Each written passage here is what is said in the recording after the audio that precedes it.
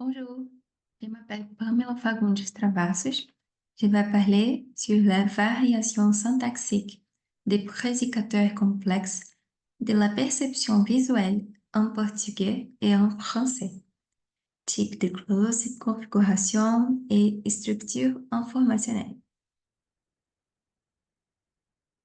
Nous avons analysé des prédicateurs complexes des perceptions visuelles avec un verbe support dépendant de certains attributs du pôle formel, à savoir les types de propositions, la configuration syntaxique générale et la structure informationnelle. Nous avons observé cet objet d'étude dans deux langues romanes, les portugais, variété du Brésil, et les portugais, variété du Portugal, et les français.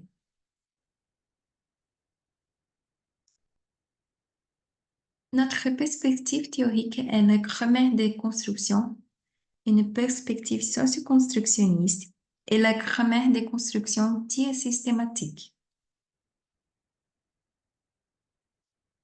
Nous visons donc à étudier la variation syntaxique de cette construction dans un biais descriptif et comparatif.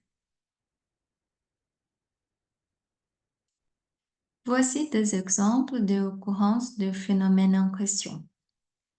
Número 1. Na verdade, gostaria realmente de que meus pensamentos pudessem transpor os escolhas que são encontrados ao longo da vastidão do mar da memória. Pois quem lhes lança uma olhadela não acredita. Ao contrário, crê em sua doce e angélica fisionomia. Na tradução, en fait, je souhaite vraiment que mes pensées puissent surmonter les obstacles qui se trouvent le long de l'immensité de la mer de la mémoire. Car celui qui les regarde n'y croit pas. Au contraire, il croit à sa physionomie douce et angélique. Et deux, je lance une œillade méprisante dans les rétroviseurs du chauffeur. Il se retourne vers moi et me dit avec candeur: ne vous inquiétez pas, nous arriverons à l'heure. Alors, je regarde ma montre et son compteur.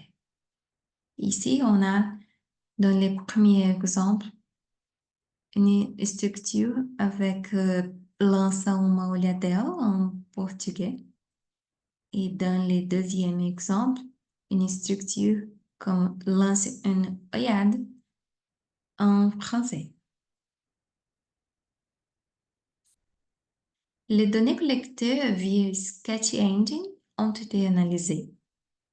Nous avons extrait 967 occurrences pour le portugais et 750 occurrences pour le français après le filtrage.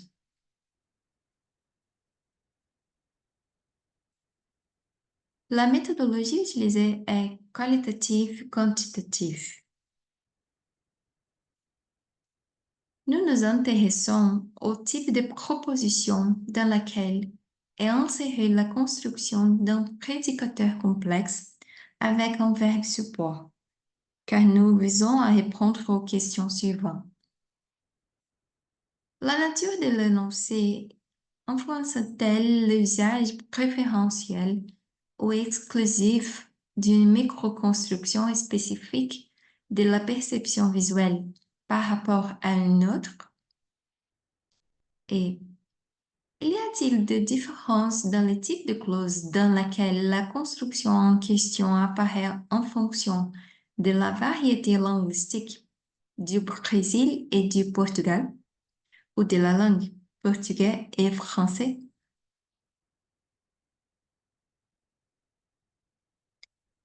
Nous émettons l'hypothèse basée sur Travassos 2019 que ces constructions ont tendance à se produire dans les clauses déclaratives, car elles sont par défaut, bien qu'elles soient également étroitement liées aux clauses impératives, liées à des fins illocutoires de type suggestion ou demande.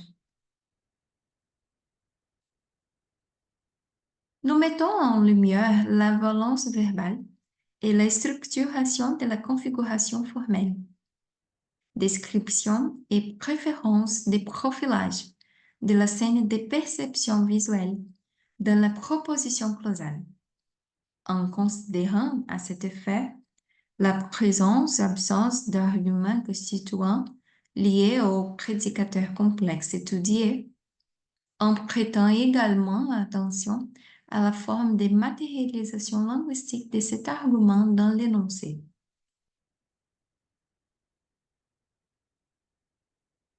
Notre hypothèse est que lorsque la phrase nominale prédicant est longue, modifiée, la cible aura une position structurelle similaire à celle d'un pronom, en raison du poids du nom incorporé dans la construction des prédicateurs complexes. Lorsque la phrase nominale prédicant est courte, non modifiée, la cible sera plus susceptible d'occuper une position syntaxique similaire à celle d'une phrase prépositionnelle, après la phrase nominale, ne violant ainsi pas la tendance à maintenir les éléments courts, légers, avant les éléments plus longs, lourds. Les résultats ont montré la pertinence de nos hypothèses, les confirmant. Voici la configuration syntaxique générale, la plus commune en portugais et en français. En português, on a l'exemple: recomenda-se por isso a visita, nem que seja para dar uma vista de olhos à exposição de tecnologia informática. Et en français, l'exemple: merci à vous de garder un œil sur ces parvenus qui n'ont qu'un seul credo, les profits, au détriment de toute vie sur Terre.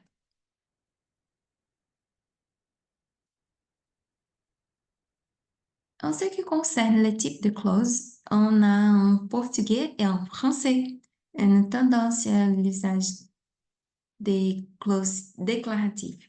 Et en ce qui concerne la structure informationnelle, on a les principes du poids à la fin, qui s'est basé sur l'idée que les locuteurs essaieront d'organiser leurs énoncés de manière à ce que les éléments longs, lourds, soient placés à la fin.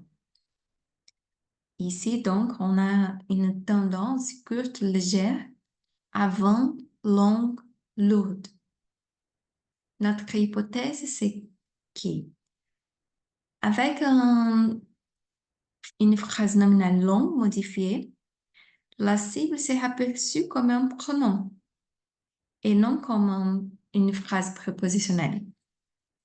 Les pronoms sont plus proches du verbe et précèdent la phrase nominale.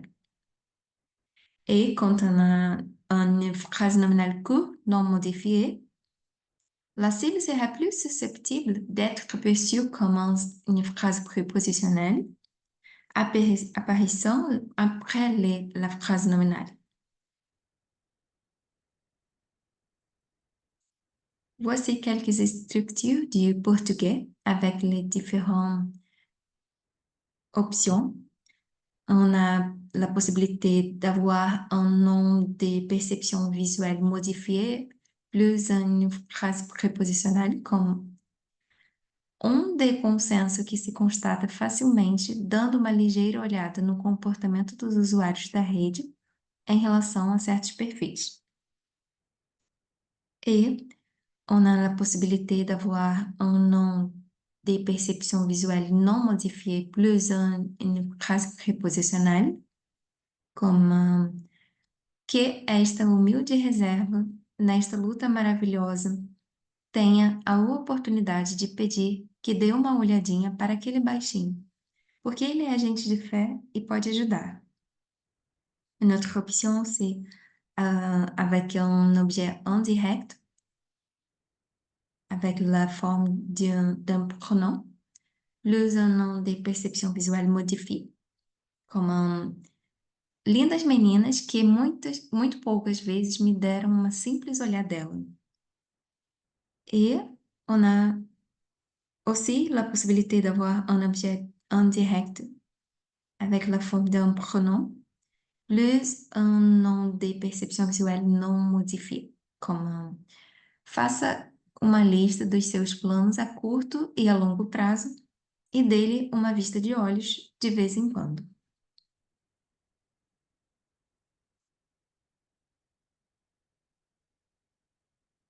En portugais et en français, en ce qui concerne la structure informationnelle, on a aperçu une tendance à avoir une phrase nominale non modifiée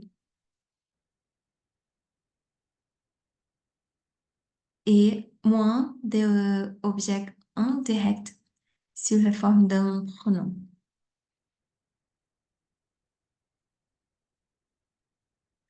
Dans l'analyse de la variation syntaxique, donc nous prêtons attention au type de proposition dans laquelle apparaissent les prédicateurs complexes de la perception visuelle avec un verbe support. Nous constatons qu'il existe une différence entre les langues. Les constructions en question ont tendance à se trouver dans des propositions déclaratives en portugais et français, avec davantage d'occurrences de ces constructions dans des propositions impératives en portugais. Un des points communs que nous avons trouvé dans la comparaison entre les deux langues, concerne la structure syntaxique, verbe support, plus une phrase nominale, plus une phrase prépositionnelle.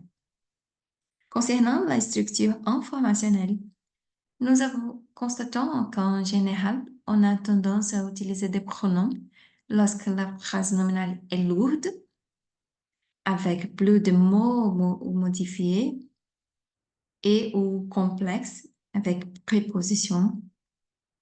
De notre côté, il y a une tendance à avoir des phrases prépositionnelles plus grandes lorsque le groupe nominal est plus léger et ou simple, respectant l'idée que les éléments légers passent avant les éléments lourds. Cette recherche a été développée avec les soutiens de la CAPS et de la CAPS Print. Voici les références de l'étude. Et un grand merci.